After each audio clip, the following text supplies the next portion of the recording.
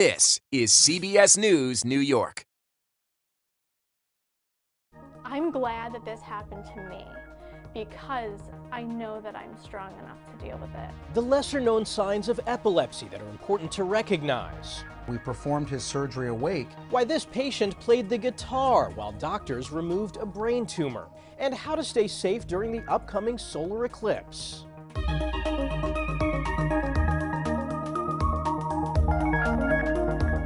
Welcome to Eye on Health, where we focus on stories that affect your physical and mental well-being. I'm Michael George.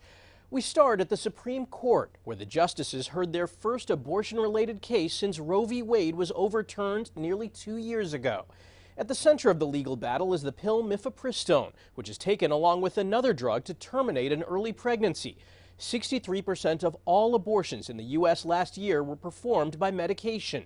That's the highest amount since the FDA approved mifepristone for abortions in 2000. Jan Crawford was at the hearing and has more from Washington. The issue of abortion is back before the Supreme Court. But this time, a majority of justices on both sides of the ideological aisle seem to agree, appearing highly skeptical of arguments to restrict use of the so-called abortion pill. I'm worried that there is a significant mismatch in this case between the claimed injury and the remedy that's being sought. A group of anti-abortion doctors argue the FDA wrongly expanded access to mifepristone in 2016 when it extended the window women can take it from 7 to 10 weeks, and during the pandemic in 2021 when it said an in-person doctor's visit was not needed, allowing mail-order pharmacies to ship the drug nationwide. Women are now left to receive these drugs in the mail or in their dorm room without ever having been checked by a doctor for life-threatening conditions. But in court, most of the 90-minute argument focused not on the merits of the FDA's decisions, but whether the doctors, who say they may have to perform emergency abortions if complications arise, even have legal standing to sue. This case seems like a prime example of turning what could be a small lawsuit into a nationwide legislative assembly. The maker of mifepristone and the federal government argued the FDA has the authority by law to make decisions on drug safety. Now, if the Supreme Court rules against the FDA, that could have implications for other federal agencies as well. That seems unlikely based on these arguments. It appears the court could have some kind of narrow procedural ruling that would preserve access to the pill nationwide. Jan Crawford, CBS News, the Supreme Court. Now that spring is here, allergy season is also upon us. Approximately 81 million Americans suffer from seasonal allergies, and health experts say climate change has made the season longer, starting 20 days earlier and lasting an extra 10 days. Seasonal allergies are symptoms in your nose, in your eyes, in your lungs from pollen. Allergist Dr. Anju Peters recommends fighting allergies several ways at once. Know when the pollen count is highest. Don't be outside during those times. Keep your windows closed in the car, in your home. Change your clothes when you come inside. Wear glasses. Try over-the-counter medications. Reach out to your doctor and come see your allergist. Find out what you're allergic to so you can treat it proactively. And don't wait until you start sneezing to take allergy meds. Allergists say to start at least 2 weeks before you expect symptoms. Northern Gaza is facing imminent famine as the war between Israel and Hamas continues. An analysis from the Integrated Food Security Phase Classification, or IPC, says half of the population in the Gaza Strip, 1.1 million people, are experiencing catastrophic food insecurity, and a famine is very likely between now and May 2024. Today I've met so many people who are angry and tired and despairing because their children go to sleep every night hungry. Their old people, their elderly, are fading away because of a lack of nutrition. Before the fighting began, less than 1% of children under 5 were malnourished. That figure is now above 12%. One asked the question, where did humanity go?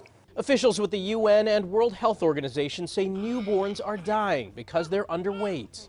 And mind you, the coping mechanisms we have seen the past weeks, even months, are people eating bird seeds, animal fodder, wild grass and weeds. So they have consumed that already. We are beyond that. There's literally nothing left. The IPC includes more than a dozen humanitarian groups and governments and is used to determine food insecurity. A growing number of hospitals are experimenting with virtual nursing to help reduce burnout and turnover. One study estimates around 800,000 nurses say they intend to leave the workforce by 2027, forcing hospitals to come up with new ways to retain staff. Natalie Brand reports from Maryland.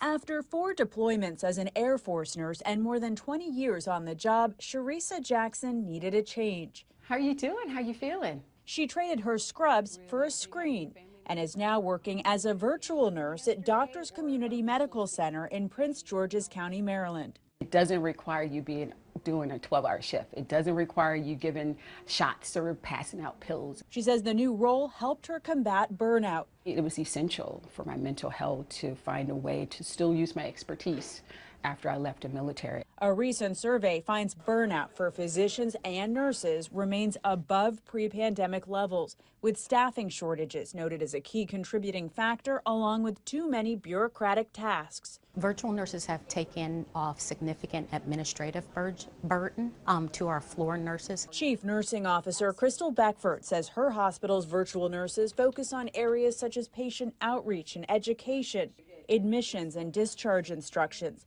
allowing their counterparts to be more hands-on at the bedside. I'd say anywhere from an hour to 90 minutes, an hour and a half, it's given back to that floor nurse. Which could save a life in hospital time. It could save a life, and it can also save a nurse from turnover.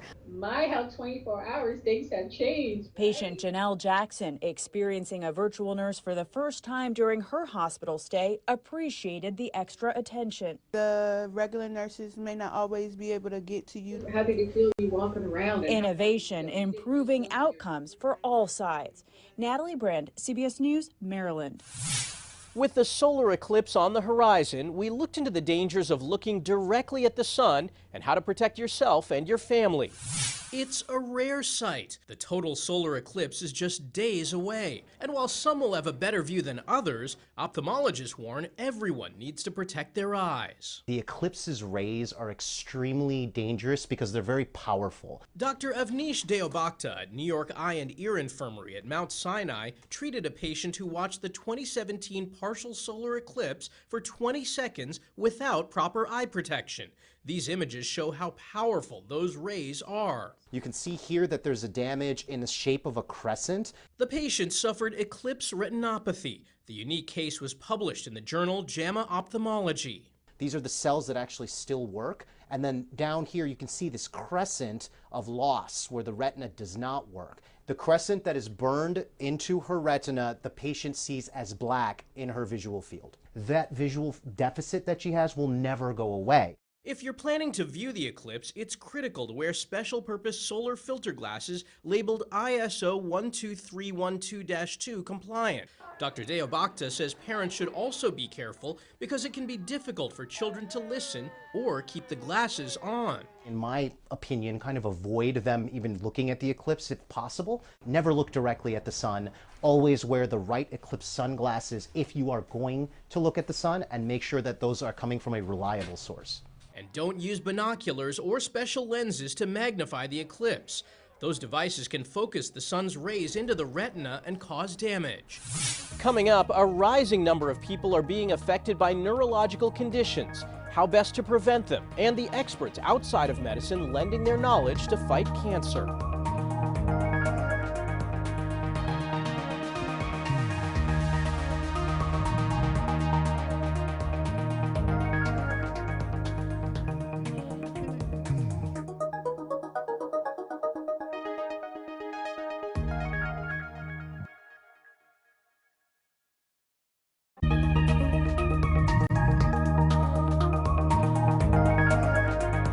Welcome back. The fight against cancer is a global one, and at the Johns Hopkins Kimmel Cancer Center, they've created a group of experts in physics, mathematics, and other fields to attack it from all sides. It's called the Convergence Institute. One of their astrophysicists used the same approach that helped map galaxies to explore the interactions between cancer and immune cells. To learn more about this, we spoke with Dr. Ilana Furtick. She got her start modeling weather forecasts and is now the Institute's co-director. First off, thanks so much for joining us. I want to understand what exactly the Convergence Institute is. So the Convergence Institute is trying to build bidirectional collaborations with investigators and scientists from all different scientific domains to really advance the cancer problem and our understanding of cancer research. I find this really interesting. You don't have a medical background per se. Not in the slightest. So how does your background in weather prediction translate to the health world? So it's in terms of understanding the disease, I think. So what I bring is the ability to think differently about the problem. So a lot of what we're in the midst of a real technological revolution in biology and in cancer biology, where for the first time, what we're able to do is to take individual's tumor and start to really understand what every single cell in that tumor is doing. And not only what every single cell is doing, but what each gene within the cell is doing. And so you can imagine that when you get that, right, if your tumor has thousands of cells, and then, you have tens of thousands of genes, how do you start to work with and distill that complexity of information, which could be different for each individual person, to understand what's going on so that we can better design therapies that will combat cancer and really target it by understanding its fundamental biology. So we bring the ability to, I think about these complex, large systems in a way that most classically trained clinicians and biologists don't have in their native training.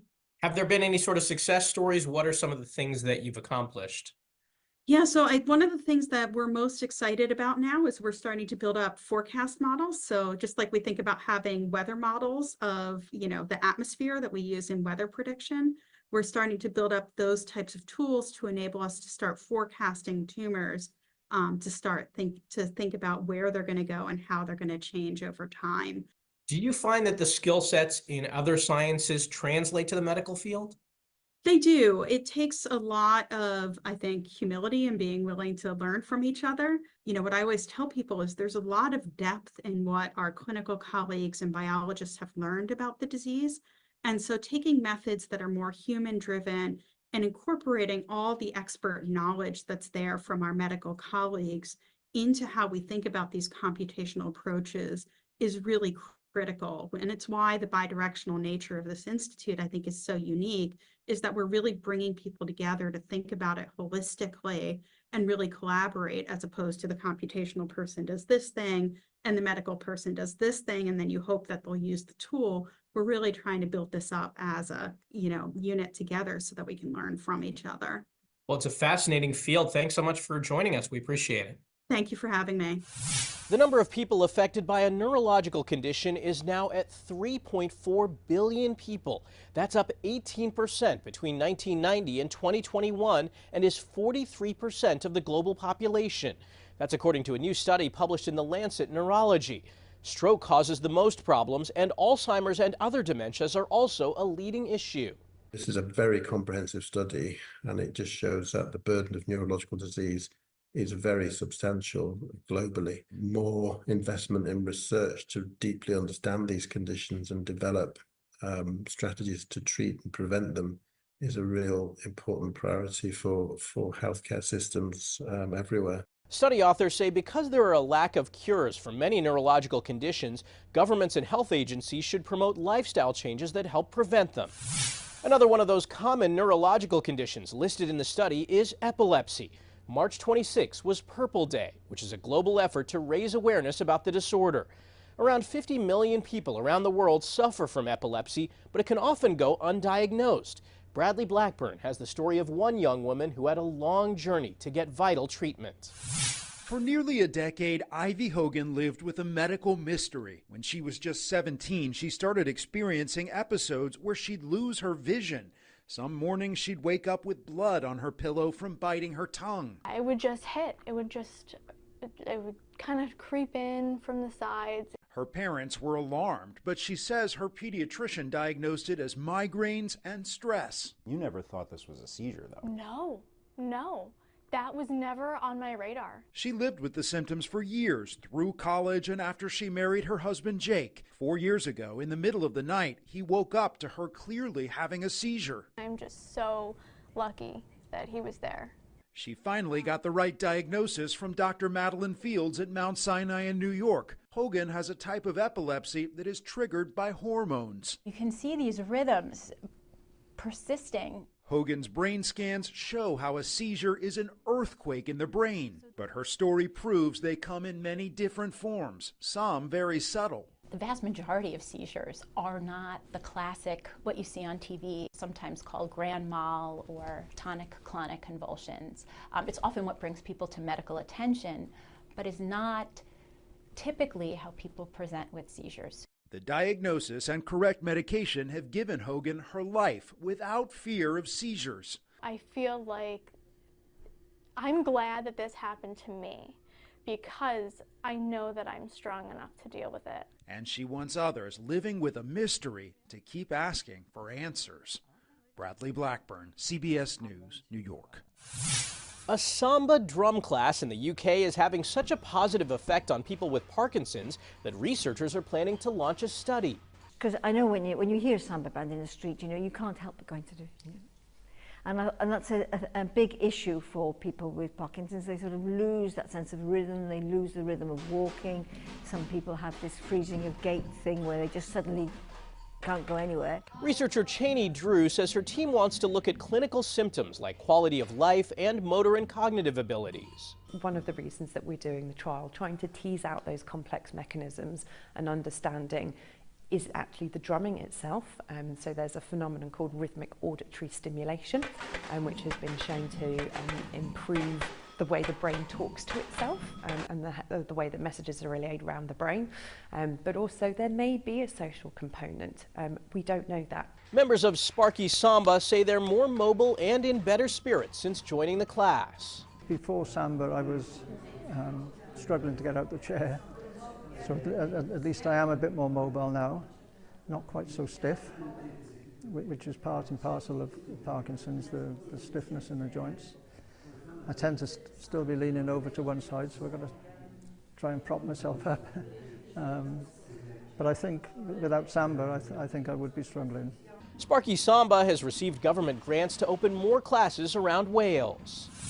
After the break, the double organ transplant that's given this doctor a new life, and the simple device more first responders are carrying to save a choking child.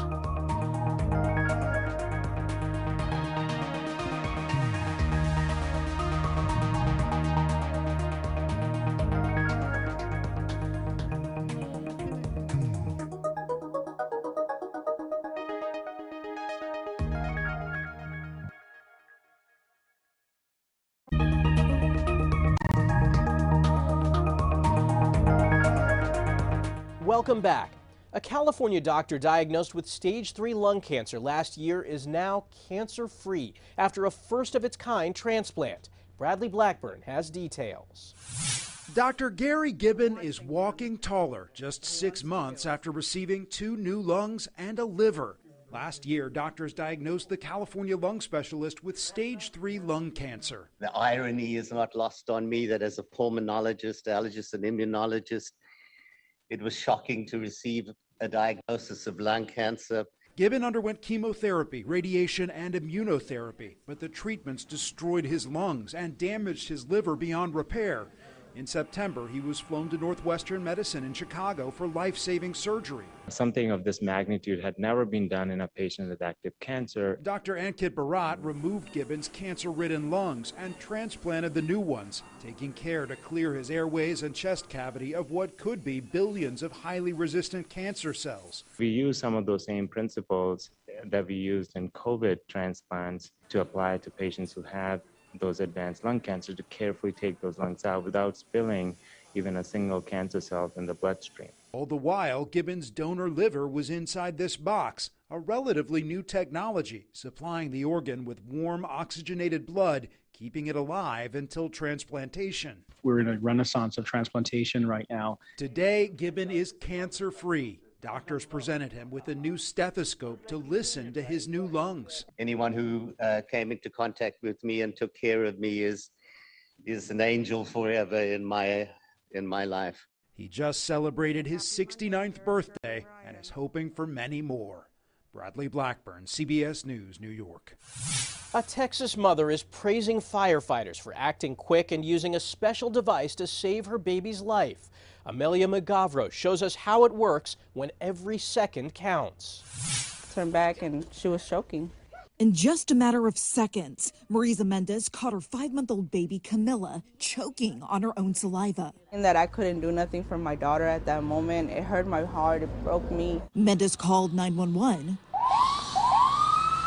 And veteran Garland firefighters Kelsey Casper and Melody Gano rushed to her home. Whenever we showed up, like I said, she was blue, she wasn't breathing well. Gano says they only had minutes to save the baby's life. That's when Casper thought to use a new device called a life vac, something the department just ordered 2 weeks ago.